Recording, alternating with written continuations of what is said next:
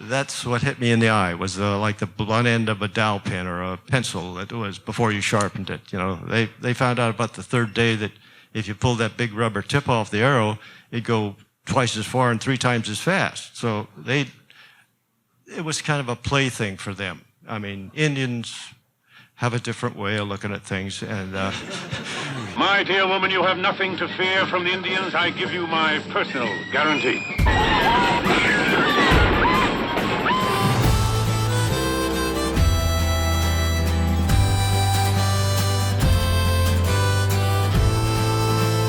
My name is Rob Word, and I am here to join everyone in the room to celebrate the great stuntman, Hal Needham. Yeah.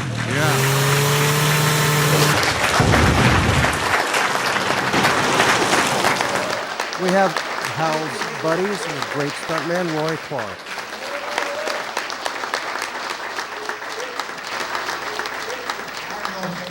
Yeah, I don't know if everybody knows it here, but boy, I gotta tell you, Pal, you're sitting amongst some legends, believe me. But back to our partner, Hal Needham. I go back to him probably as far as anybody, maybe even farther. And I met Hal, like all of our partners here did, in Lone Pine, California, with Al Wyatt and Red Morgan running a show. And we were up there doing the little piece of action from time to time. Mickey was there, I believe. As the case may be, they brought up about 15 or 20 extra stunt people.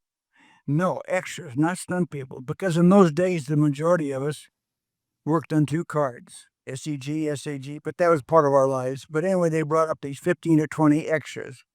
Believe it or not, Hal Needham was one of those little extras, making $15.56 a day. So we're in Lone Pine, California, and on a given day, he comes over and for whatever reason, he introduces himself to me. He said, "My name's Hal Needham." And he said, "Would you do me a favor?" And I said, "Yeah." I mean, I don't know Hal from Don Dingleberry. He said, "How do I get to hold a horse?" I said, "What?" He said, "How do I get to hold a horse?" The reason being he would get a whammy. Now, a whammy in those days was $7.50. Which meant now his $15.56 and $7, he's making $22 a day. Now, here's a guy that became a multimillionaire and became, as we all know, the great stuntman of all times. So things go on for a little while, and a couple of weeks went on by, and he came by and said, "Roy boy," I said, "Yeah." "How can I get some sideburns?" I said, "What do you want the sideburns for?" He said, "It's another whammy." So now he's gone from $15 to $22 to $29. And it was just my introduction, which, as I've listened to all my peers here, almost all the films that these guys were talking about, I was lucky enough to be a part of it. In fact, as I was listening to Combs talk and about Little Big Man, I happened to and not just be doubling Custer. And it's like they said, they took the rubber things off the arrows and they'd come around. They wanted to kill old Custer. And I went to Hal one day and I said, "Hal, they're trying to hurt old Roy boy." He said, "Well, wait a minute." So he got about 20 of my peers here surrounding me, but they took for granted, but it was one of the, all-time things. It's a great part of my life.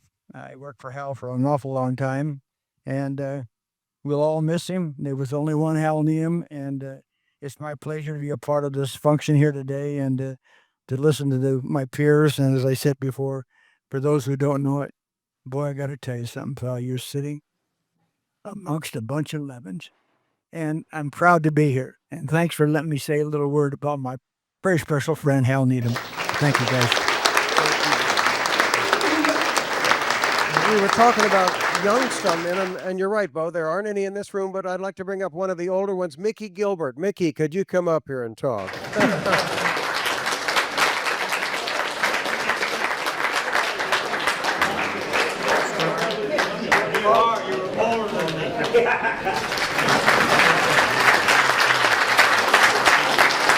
It's working. Yep. All right, we have Mickey Gilbert up here, one of Hal's oldest friends, and from what I understand, tells the longest stories, but we'll find out. Not as long as most.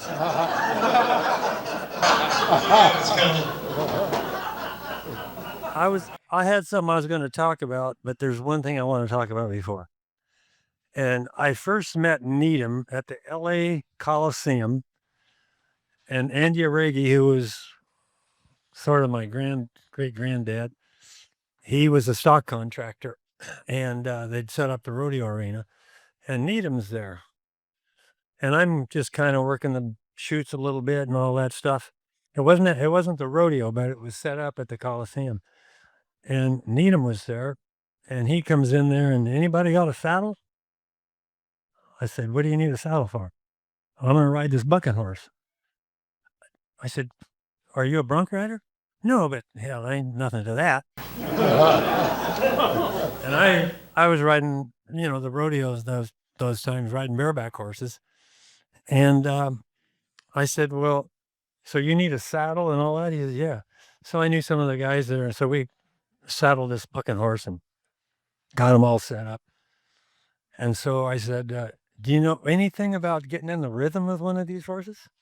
Oh, you just get on him and ride him. I said, you know what? You're going to have that cantle of that saddle slap you in the ass, and it's going to stick you out there 20 feet, So anyway, it's time to roll the cameras. They were shooting this thing on some show. And Burton, you ever hear about this, Burton? That's funny. So anyway, so I'm at the head of this bucking horse, and Needham reaches way down and grabs this buck rein. The buck rein's it's all braided, so you really get a hold of it. So he reaches way down. I said, what are you doing? I'm going to ride this sucker. I said, no, you got too short a rein on him. The minute this horse comes out, he's going to throw his head out there and he's going to jerk your ass right out of that saddle. I said, you got to be back here. So I gave him this rein, a special place. I said, no, he comes out of here and he throws his head. You just want to feed him, come back, feed him, and do that. I don't know all about that. I said, well, a couple of years from now, you may know. And anyways, but he ran his hand down the rein. I said, I'm telling you what, I don't want the rein way back up here. I said, but it'll be doing this all the time, feeding this horse as he throws his head. No, I'm taking it here. So anyway, action here. They turned the horse out. He made 2 leaps. And the next thing, this horse just jerked Needham right over its head and landed on his butt. I said, see, I told you to take a longer rein. He said, do I have to ride him again? I said, don't ask me. But they got enough footage just for what he had to do. But anyway, I got into Stunts Unlimited after Burton, and a lot of the guys were already in there, but we were an established group of guys. So Needham had a show he was doing. It's called The Undefeated. Rock Hudson. So we're all you remember this? So we all go to Durango, Mexico. So we have a big meeting at Stunts Unlimited. And Needham gets up and says, okay, this is the way it's going to be, guys. We're all going to dress nice. We're not going to be drinking on the plane. We're not going to raise hell on the plane like I know you do. And I said, well, what about your pills, Hal? He said, well, that's a different deal. I said, right. So anyway, he said, here's the deal. I want us all to act really nice. I don't want us getting down in Mexico and tearing up this and tearing up that. I said, if I hear anything bad about anybody, you're going home. We said, okay, that's cool. So everybody's dressed nice, get on the plane. We're in Durango. We've been there probably, I don't know, 2 or 3 weeks. And Freddie Waugh, he was one of my best friends. We decided to go out and have some fun on the town. So we're having dinner at this place. This is down in Durango. We're having dinner and we're just starting to finish. This Mexican kid walks up. Said, oh, amigo, you especialistas por las películas? Stuntman? Yeah, how you doing? I said, what's your name? He said, my name is Daniel Boone. Freddie looks back. If your name is Daniel Boone, I'm the president of the United States. He said, no, senor, my name is Daniel Boone. He said, I'll tell you what, if you're Daniel Boone, I'll give you all the money I have in my wallet. I said, Freddie, you better be careful. You never know about these guys. And the guy said, you're insulting me, senor. My name is Daniel Boone. I'll be back. So he leaves. So we're finishing up. And I said, we may have to fight our way out of here. You just insulted that guy. I said, I'll fight, but you know, it's ridiculous. No, that guy, he won't come back. 10 minutes, he comes back and he reaches in his pocket and he pulls out this paper and it's his birth certificate. And it said, Frederico Daniel Boone Regalis, whatever. I thought, shit, look at this. Wow, you better get your wallet ready. So anyway, he pulls all his money out. I said, wait, here's the deal, Daniel Boone. We're going to go out, we're going to party on all this money and you be our guest. So we ended up at the Tropicana. Da, da, da. So we go over there and we sit right in front of the stage at our table. And Freddie had, I don't know, he had $300-400 on him. So I said, Freddie, well, why don't we buy everybody a bottle of Presidente surround us? So we do. And now we got all the Mexican people there just loving us and we're just having fun, drinking and snorting and doing this. And now the girls come out on the stage and they're going to do the limbo. Was Hal one of those girls? No, Hal wasn't. Hal wasn't right there at that time, but this is leading up to Hal. So anyway, I told Freddie, I said, you know, I can do that. He said, you can't do the limbo. I said, I'm going to go up and do the limbo. So I went up on stage and I fell on my ass. Anyway, make a long story short, we are pretty well shot drinking. We send Daniel home, spend all of Freddie's money. We get back to our hotel and we go upstairs and it's like 1:30 in the morning and we start banging on all the doors. I mean, hitting them hard, you know, waking everybody up, go to our room. The next day, the bus is waiting for us. So we get on the bus and all the stunt guys are there. We're right in the front. And Needham comes in. He is pissed because the hotel manager called him and said, neighbors, all of my hotel guests were calling me. Some guys came in here last night at 1:30, 2 o'clock in the morning, woke everybody up, breaking doors, knocking doors off the hinges, just tearing this place up. So Needham says, and I want to know who it was because you guys are going home. Who was it?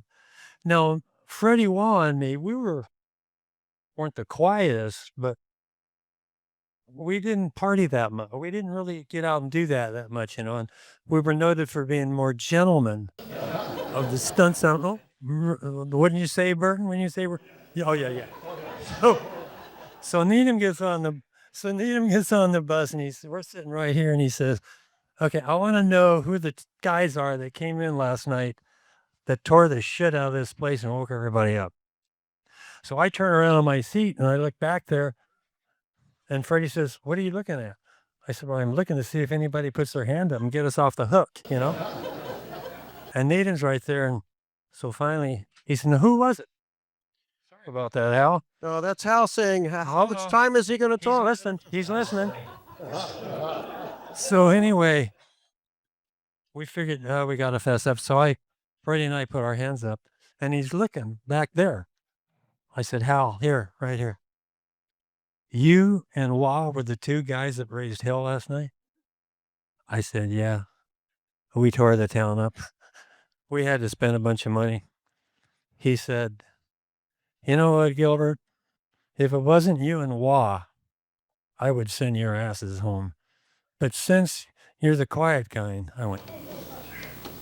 He said, you guys can stay. And we did, you know. But Hal was doing a movie called Stunts Unlimited. Remember that? And so I was in Atlanta and he called me. He said, hey, kid, I want you to coordinate Stunts Unlimited. I said, really? He said, yeah. I said, are you sure you want me to do that? He said, why? Why wouldn't I? I said, well, you know, you and I look different at doing stunts. I mean, you kind of race into them with the guys and I kind of like to set up stuff and get things worked out a little better. No. I said, so you won't interfere? He said, no, not at all. So I said, okay. He said, you got to get your ass back here and meet with these people from Paramount and go out to Disney Ranch because we're going to do a shot where an airplane's going to come in and you're going to drop off onto a rooftop, flat rooftop. I said, okay, I can get off, then I'll come back. And then, you know, so anyway, I fly out and go out to Disney Ranch. And they had just graded the top of a little mountain off to make it flat, to build about a 4-foot building up there that was a flat rooftop to match this other place that had that kind of a roof look. But they wanted a place where Hal said, I can have Clay Lacey fly in and he can just almost cut the engines and glide in to where you can drop over, and then he'll have room to go down and pick the plane up again. So we're on this peak of this mountain. And so anyway, I'm looking at this, and the guys are up there building this. And Needham was on, I think he was doing that ambulance gumball rally, or when he was coming back from New York. They're Cannonball Run. Cannonball Run. They're going to fly through every town at 100 miles an hour. So he was back doing that when I was setting this thing up at Disney's. So I got with a producer and production people, location guys. I said, I got to ask you guys a question. Why are you building this thing way up on that mountain ridge? They said, well, we need room for Clay to, when he goes off the edge of this, he can come in slow and drop down in this big area here and pick the plane up again. I said, well, before you build that thing, why don't we move it down into the flat area where he can just glide in and fly over, the guy drops off, and then he lands it. It's out of camera. And they all looked at me and said, well, we never thought of that. I said, well, that's a lot of expense. You've already put bulldozers up there. You got guys starting to put in farms and stuff. And all the hammers stopped. It was like E.F. Hutton speaks. And everybody listens. So all these hammers stopped. I said, yeah, just move it down here. Okay, yeah, perfect. So they did move it. So now I'm in the office at Paramount.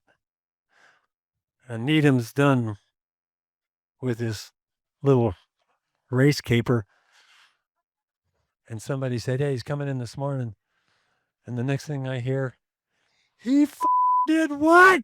I'm in this office, like, oh shit, here he comes.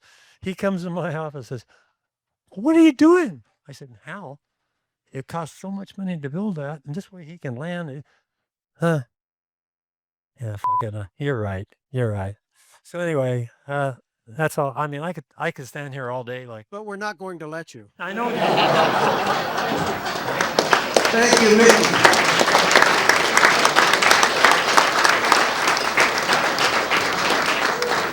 Now I'd like to bring up Conrad Palmisano, another one of Hal's great buddies in the stunt world. Yeah, hi. First of all, I want to clarify, I was never one of Hal's friends. I was just a stunt guy. And when I first met Hal Needham, he was already directing SMOKEY and the Bandit. And I was invited on to come in because I had got some reputation for doing high-speed car crashes. And they invited me out to crash cars on SMOKEY and the Bandit. Even though I was a member of the Stuntmen's Association and not Stunts Unlimited, they still welcomed me out there to do this. And Hal would test your mettle. And I said, every time I wanted to do something, Gary Davis is going to jump over this car carrier and fly out and do this giant jump. So Hal says, well, what I want you to do is follow him in there, but I want you to stop on top of the car carrier. I said, Hal, he's hitting that at 60 miles an hour. If I hit it at 60, I'm going to fly too. Because, yeah, but you got to stop on top. Well, he had a big old ramp at the bottom. I hit the big old ramp and then hit the little 2-foot wide runners to get on top of it. So through the thing, he would do that and do that and do that. And every time I went to do something, he just tested, make it a little bit more difficult. Finally said, okay, you do these high-speed car crash, you're going to tear a car in half, a sidewinder crash.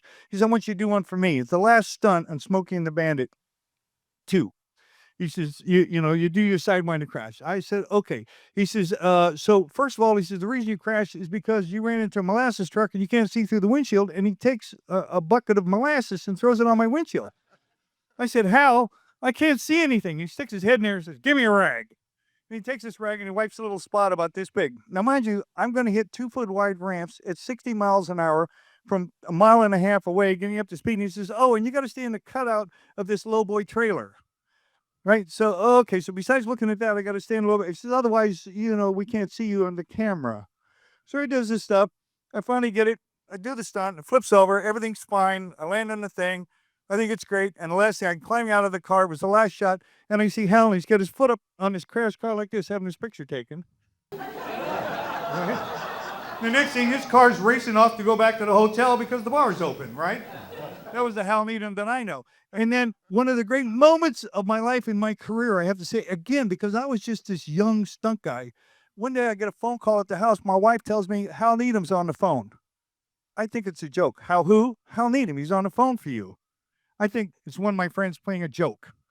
So I go in to pick up the phone and I go, yeah, Hal? And he goes, yeah, listen. He says, I'm out of town. I'm supposed to do this gig on Johnny Carson tonight with Dom DeLuise. I can't make it. Will you cover for me? We got to do a fight routine.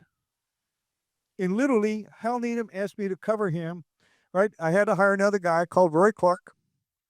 And we went there and did this live show on the Johnny Carson show. And Hal Needham, out of all the stunt people in Hollywood, called me. And that's a badge of honor that I'll wear to the day I die. And I'm going to see, one more minute. If we get over there. One more minute. If I can do this, because although I have an Italian last name, I'm really Irish. And we're a bunch of saps. So this is called Empty Saddles. There's something strange in the old corral. There's a breeze, although the wind has died. Though I'm alone in the old corral, seems there's someone by my side. Empty saddles in the old corral. Where do you ride tonight? Are you rounding up the doggies, the strays of long ago, or you're on the trail of buffalo? There are rustles on the borders or a band of Navajo. Are you hanging out and heading for the Alamo? Empty guns covered with rust. Where do you talk tonight? Empty boots covered with dust. Where do you walk tonight? Empty saddles in the old corral. My tears would have dried tonight.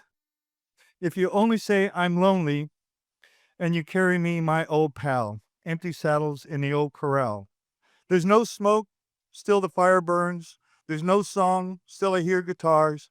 There's no dust, still the ghosts return. Softly to vanish through the bars. Here's to Hal, Gary, Bobby, and the boys.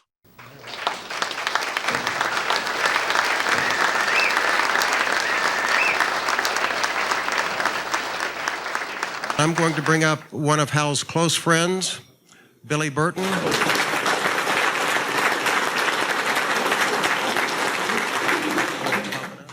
It sound good? Good. The first time I met Hal Needham, I was a little skinny extra at Universal on Beau Jest. And I run into this guy, and his pants were a little short, and he had his boots on, he had his jeans, he had his Levi shirt, sleeves rolled up, and he was there holding court. Pacerni was there, Buddy Joe Hooker, everybody.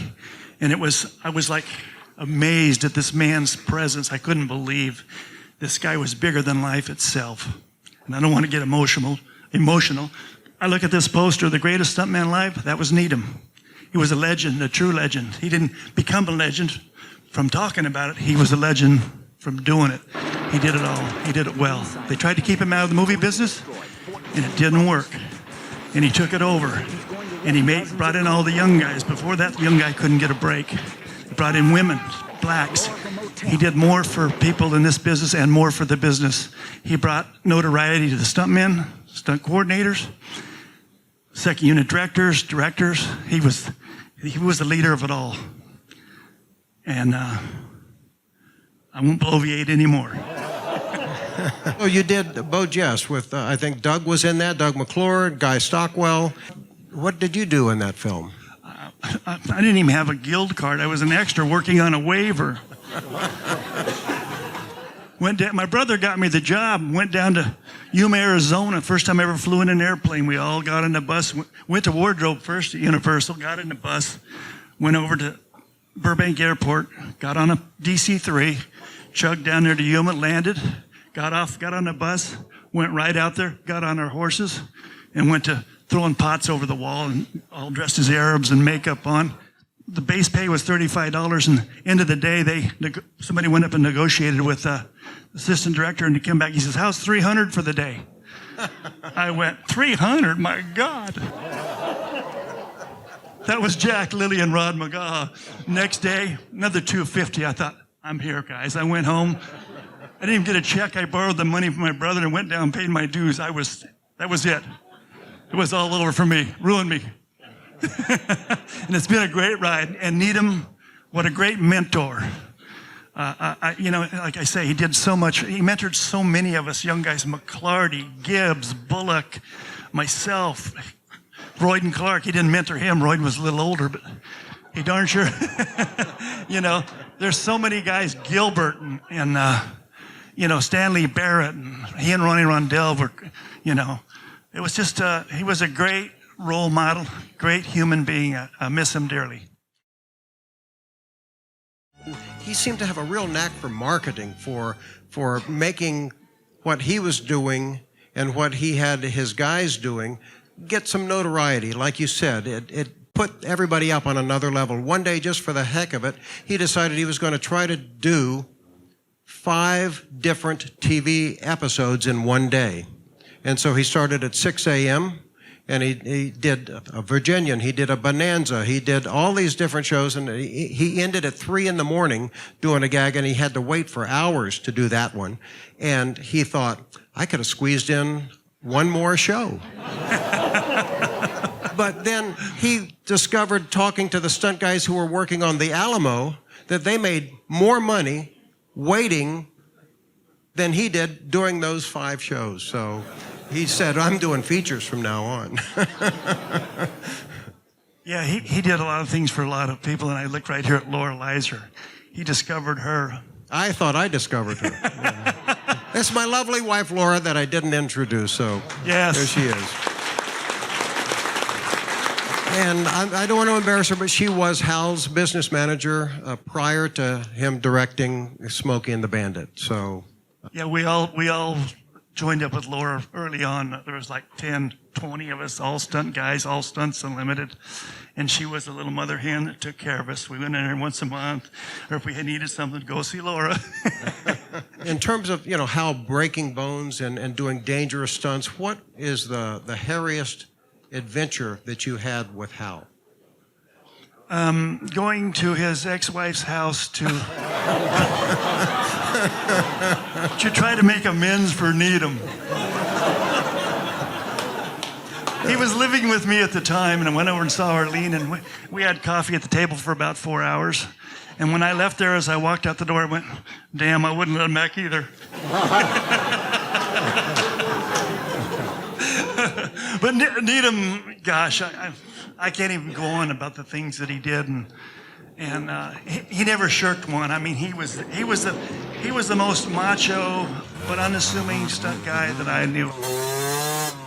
The greatest stuntman alive. I mean, he didn't back up from nothing. There was no backup of that man. He did it all, and if you couldn't do it, look out. He's getting in your clothes, and he'll do it. And better, so you better do your job well when you need him, because if you didn't, he's in the clothes. He hired everybody his size. I broke my leg skiing one time, and he came to visit. I'm laid up in bed, and Hal, right away, he's going, what meds are you on? And I'm lying there, and I'm in pain, my leg's up and everything. I go, they've given me Percodan. And he goes, no.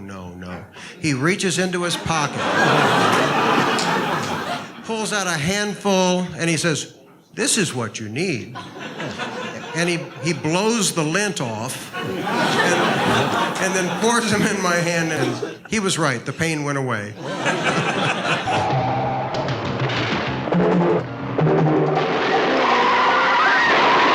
All units, got a man heading up to Jackson Road. Cut him off.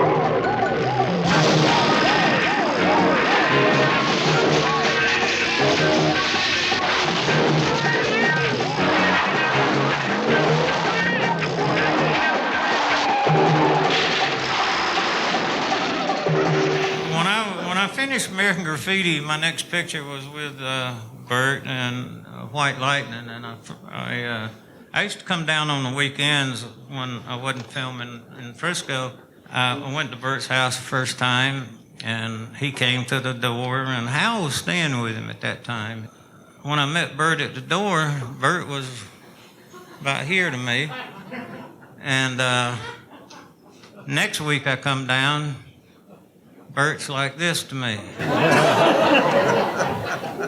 I don't know. At first I thought it was just because I was drinking. But I came down the following week, and Hal met me at the door, and I said, "Is it me or Bert shorter?" One time I see him, and he's taller than me the next time I see him. He said he wears lifts. So, yeah. So when we started White Lightning, I went down. I had to fly to Little Rock, and they had this place called One-Eyed Jack's where all the guys went, and Hal and me and a bunch of us went over, for a drink. And the owner had seen Culpepper. He was just in love with Hal, for being the coordinator. Here they come. I guess you can learn a lot on a cattle drive, if you live that long.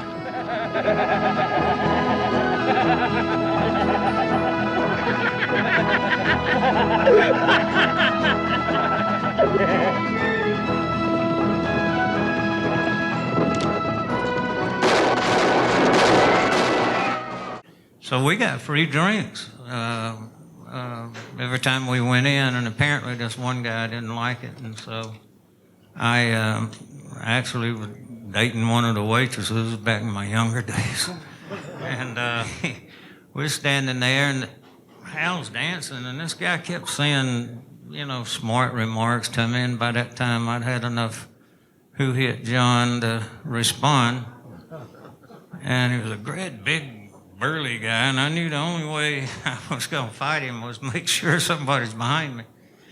And I told Hal, and he said, just have a good time. Don't worry about it. Ain't nothing going to happen. The place is packed. So next time they brought me a free drink, he said something, and then I threw down a drink on the bar, and I had this, lift where you go behind the bar. And I hit him, and he was stuck in that corner. By the time I got ready the only way I was going to win was if he stayed stuck. And now Hal and everybody's holding me back, and he's getting out, and of course he come toward me like a bull. Anyway, they broke it up. The owner said, he wasn't supposed to be in here. He shot at the cops, and he's cut about 4 teenagers. And so we kicked him out. Well, naturally, I couldn't have got a nerd. I had to get a killer, so we go to walk outside. And on the way out the door, to this day, I'll never understand it except for the fact that, somebody up there likes me. Hal was beside me, and the wardrobe guy was over here, and then I was here. And at the last minute, I heard this, "Hey man, what was on?" I threw up my arm because it was behind me, and he caught me with a hawk bill. Would have got me here if I hadn't threw up my arm down through here. I would show you the scar, but I hadn't lost enough weight to take off my shirt. So I was cut pretty bad, and hell, the next day is my first day of shooting. Now I'm bleeding like a stuck pig, and as I chase this guy down the street, Hal's right beside me, had on a brand new Hawaiian shirt, ripped that sleeve off, tied me a tourniquet. Then I figure, well, goddamn, I am hurt. If Hal tears that shirt up like that, and I know I'm stuck. And they called the ambulance, and I had to go straight to the hospital, and this lady doctor sewed me up. I know we'll forget her. She was just great. Thank God I was drunk. And Hal stayed up with me when we got back to the hotel all night, the rest of the night. I was on pills. He made sure he changed my dressing, and the next day I was at work, and Bert is climbing all over me. "You got a career, blah, blah, blah, blah, blah, blah." Now, the end of the story is that I told Hal I'll never be able to, repay you for, you probably saved my life, because I would eventually run out of blood.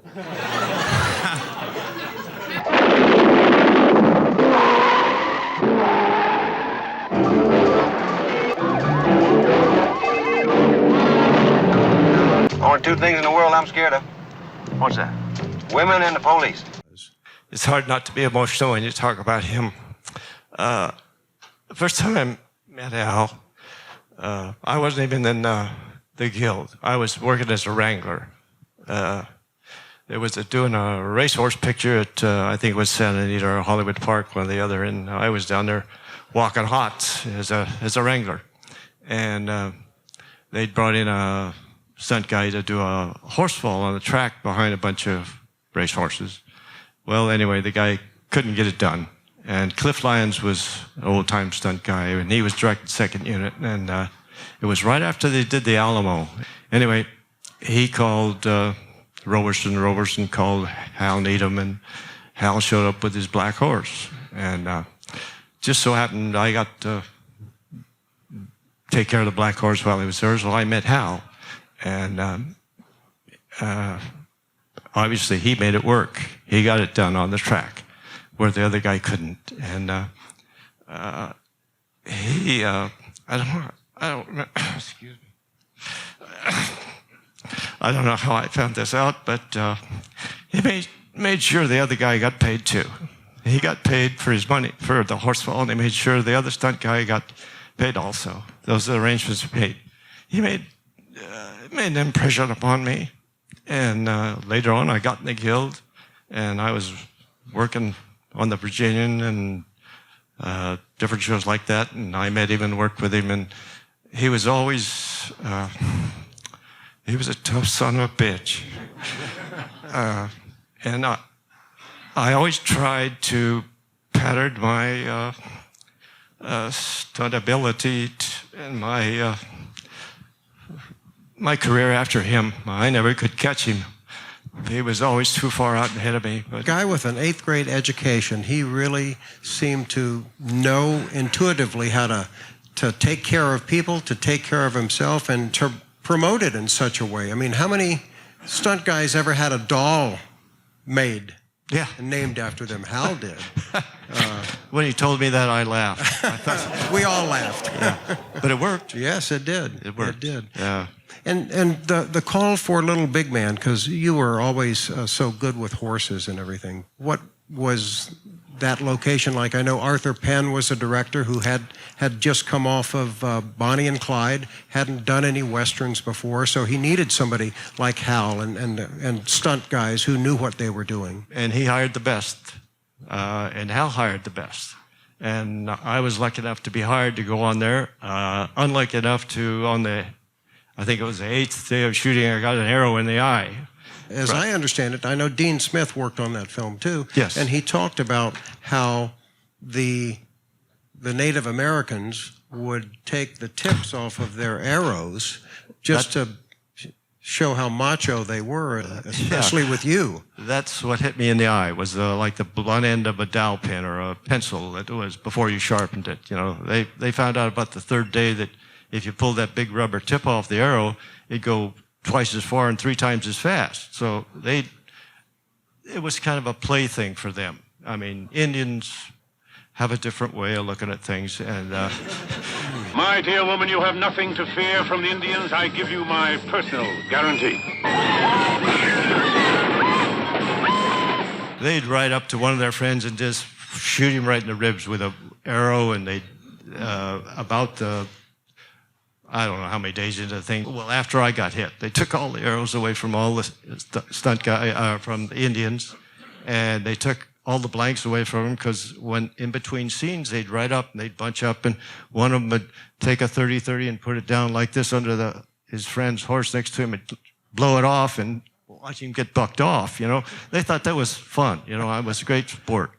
So, but after I got hit, they took all the arrows away from the Indians, and everybody rode through, and you couldn't tell if they had arrows or not. They just reach back here and do one of these things, and you couldn't tell the difference. So, you know, after that, nobody got hit with an arrow. Working with Hal, when he would prepare a film with the gags, how much time would you normally have, dependent probably on how difficult the gag was, but was he safety conscious always? To a point. Hal was safe, but if you're gonna work for Hal, you better bring your bag and all your pads and everything else, because like Burton said, if you can't do it, he will. Believe me, he'll jump right in your clothes and make you look like an idiot, you know. So if you're gonna go work for Hal Needham, two things: don't be late, and you better turn on, because that's what he wants to see. Oh! Oh, you devil! Oh! Oh! Onward to Little Bighorn!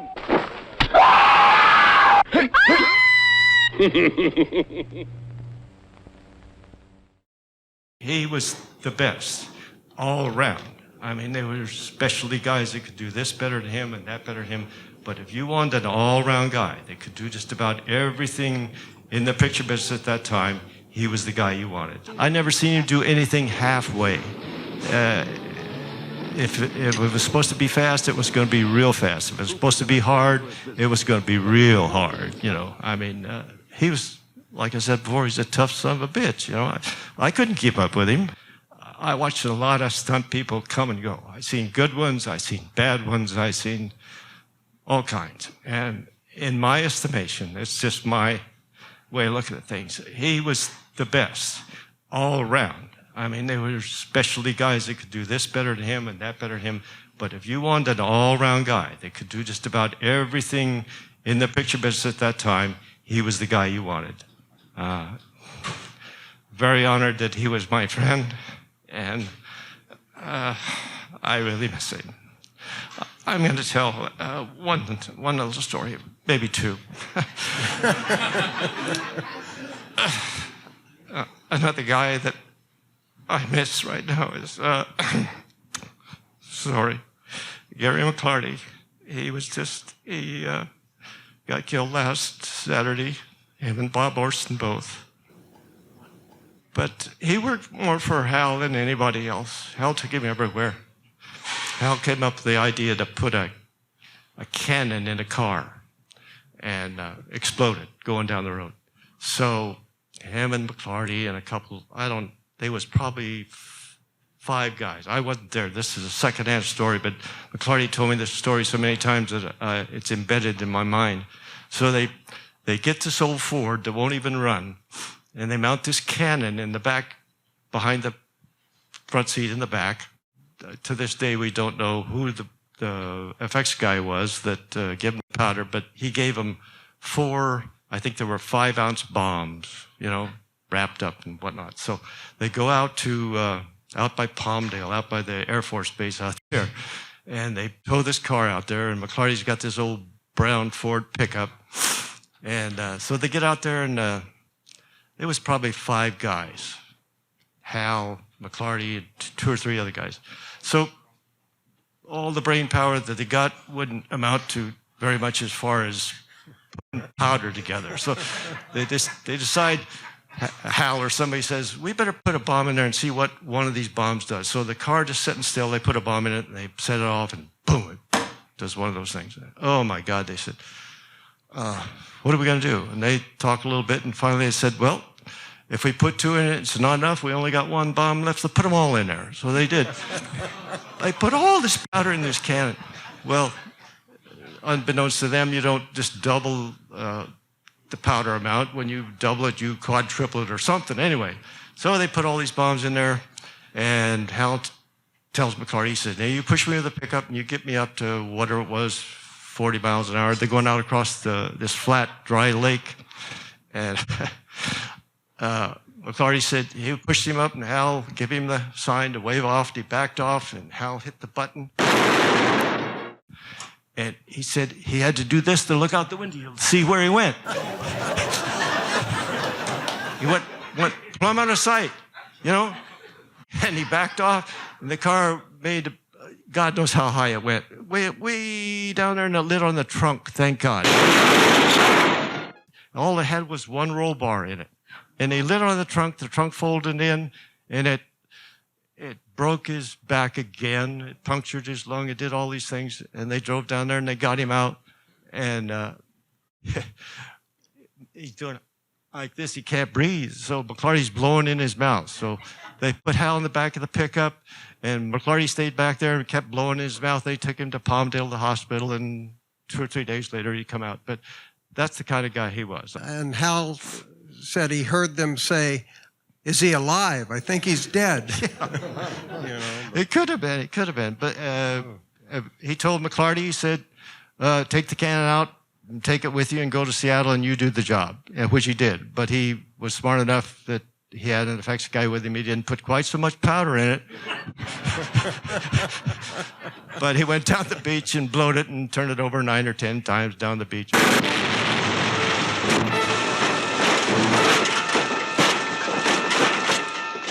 McHugh. It's nice that all of you are here today to talk about the stunts. The movies would be nothing without you risking your lives and doing a great job. And it's nice that we're able to get together and to talk about Hal, because Hal not only was a great stuntman, as we've heard, he was just a good guy and fun to be with. Told great stories and always was bigger than life, just like the movies.